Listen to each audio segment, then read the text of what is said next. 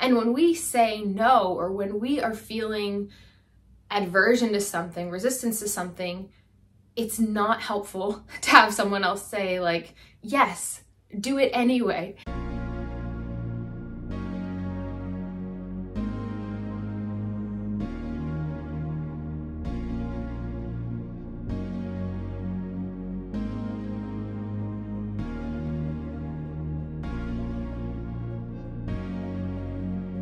Hello, beautiful beings. My name is Brittany. Today, I feel inspired to share about trading discipline for understanding in parenting specifically, and also that could really apply to reparenting ourselves or our own inner child. I've felt really inspired lately by my child, who is almost 5, like 4 3/4. And I posted on Instagram a few weeks ago about this experience we had at night during bedtime rituals and how we navigated the situation. And it was so cool to receive the impact that it was having for other people, how it was landing for them, because it was so impactful for me that night.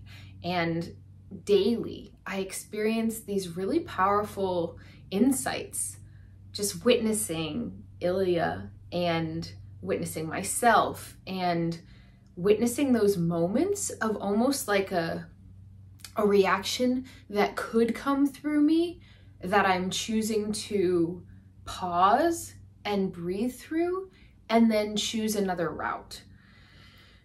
So I want to share about a specific example. I love stories. I noticed that I learn really well through storytelling, and I remember stories more than I remember like a concept or a theory, or it just brings more meaning to it for me to understand how something applied to a certain person's life. So I'm going to share this story of what happened a couple days ago.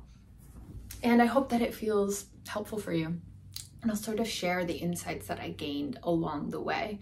And as always on this channel, with anything I share, I invite you to just allow it to be nourishing for you, whatever you're needing, whether that's resonance or recognizing like, I don't think this applies to me right now, or this doesn't feel relevant for me, or just taking it and tweaking it so that it applies in your own life.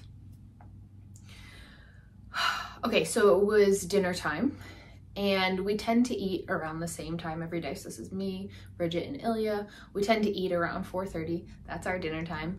And Ilya was tired. I could tell Ilya had been tired on this particular day. He kind of woke up a little earlier than normal. He just seemed like maybe he needed a little extra rest, because who knows why, you know, growth, or maybe his system was like detoxifying something. We just, you know, you can never know. But it was like one of those days where I sensed, okay, he's a little tired today. Things that might not be challenging on another day are showing up as a little more challenging today. So that was just helpful for me to note. So it comes to dinner time later on, and by this point I can tell like, okay, he's probably pretty tired. Like he's rocking the day in his own way, and also I can see where these moments are coming up for him that are feeling challenging, and the way he's showing up is clearly like his system's a little irritated.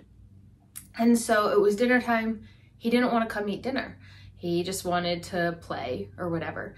And it was one of those moments where it was like, Ilya, come on, let's eat dinner together. And he said, no. And he went into the other room and he got really upset. And it was so interesting, because after a day of being with a child with a somewhat dysregulated nervous system, like at times it wasn't showing up that way, at times there were like extreme moments where I really felt it, and I know Ilya really felt it, and then there was the in-between. But at the end of a day of being around anyone but a child that you are trying to hold a space of groundedness with, who's dysregulated, it can feel really taxing on the system. So for whatever all the interactions were, and I really felt Ilya's like, no, there was a part of me in that moment that felt really frustrated, almost having the story like, come on, just sit down, let's just eat together. You'll feel better if you eat. Like, why are you making this, you know, all these stories in my head. Why are you making this a big deal? You're just tired, you're just dysregulated, you know, but he's 4.5. And of course, it's not going to be helpful for me to say any of those things. And when we say no, or when we are feeling aversion to something, resistance to something, it's not helpful to have someone else say like, yes, do it anyway. And so I just took a breath. Bridget was there at the table. We both like took a breath, and I just sort of like sat there and allowed those thoughts to just like do their thing inside of me and relax. And I felt taking that, it was probably like 30 seconds to a minute, was so powerful for me. And that's one of my favorite tools to implement in life, and definitely in parenting, is to not outwardly react when I'm having certain internal reactions. And a lot of them feel wired through what I was modeled by my caregivers, or by society around me, or by, like, you know, movies you watch, whatever it is, where it's like this power play, this power struggle in those moments. So I paused. I felt so much compassion for Ilya. And when I felt like it was time, I went over to his room. It's the room he plays in a lot of the time, or we all play in together. And I could tell he wasn't ready. He was like a little, you know, like as I moved closer, he was like moving, like wanted his own space. And so I said, do you want some space? We can check in a little bit. And it was all still a no. He was navigating his own energy. He wasn't ready to interact with me, but parts of him really wanted to. So we have these moments sometimes where, okay, I'm like, they're ready and he's not quite ready, but he doesn't want me to leave. He wants me to be close by. So I just let him know, like, no problem, I'm here.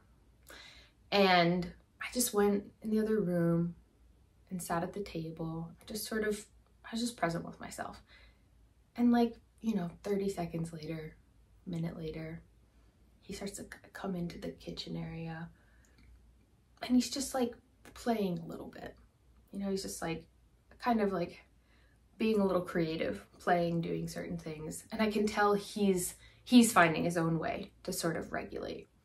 And I could really tell that it wasn't important for me to get him to the table to eat.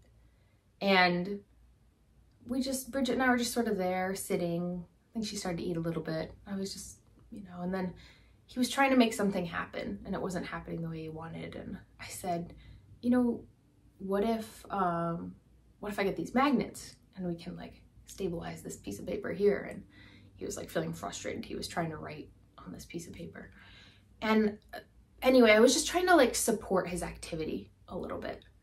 And over time, I could tell that me just sort of being there as a supportive role, not too intrusive, but also like clearly attentive, he started to feel more relaxed and trusting. He felt trusting, I sense, that I wasn't trying to push him in some sort of a direction. And I just sort of, you know, was there supporting his play for a minute or so. And when I felt like, I noticed I felt more relaxed. Okay, he's here, we're all sort of here together, this feels better. And then I started to feel hungry again. Because when I feel that emotional discord, I don't want to eat. When I feel dysregulated or sense Ilya is dysregulated, I don't want to eat. And so it was cool to feel that sort of come back. And I naturally went back to the table. I started to eat a little bit. And Ilya's play started to come a little closer. And anyway, over time, what happened, like, and you know, this is like, we're on toddler time. So it happened, or I guess he's not really a toddler anymore. But timing, all of this took a matter of, say, 5 minutes. And over time, he just sort of like came to the table. And I think I might have said, like, do you want to bring like a toy you're really loving right now with you? Like something comforting, you know, something. And he came over and he sat at the table and he started eating his food. And it was so chill. And I've internalized this, 2 things. One is I will get grounded and then. So just a reminder to myself that I will ground my system and then take action. It's not that there's anything wrong with feeling dysregulated or not grounded. That's normal. That's a normal part of daily life. But I don't want to act from those places. I don't want to take action or create from those places. I want to allow whatever is happening in my system to run its course and calm down, like those thoughts moving through me, so then I can choose after that, when I feel regulated, what I want to do.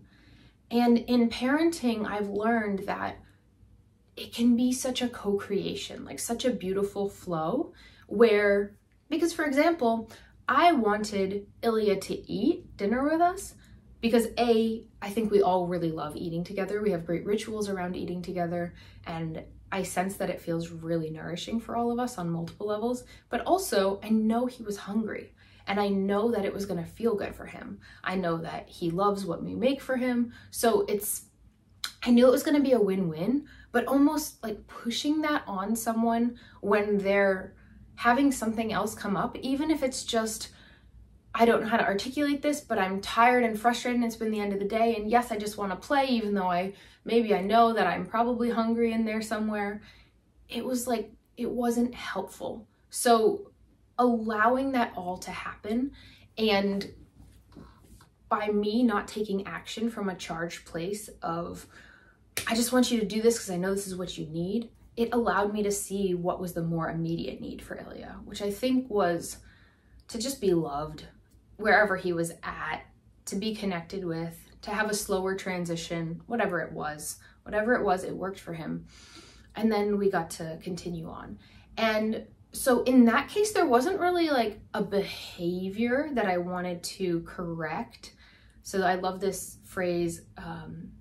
I received it when I read the Positive Discipline book, and it stuck with me. It's correct, then connect. So connect, don't do that. Connect, then correct.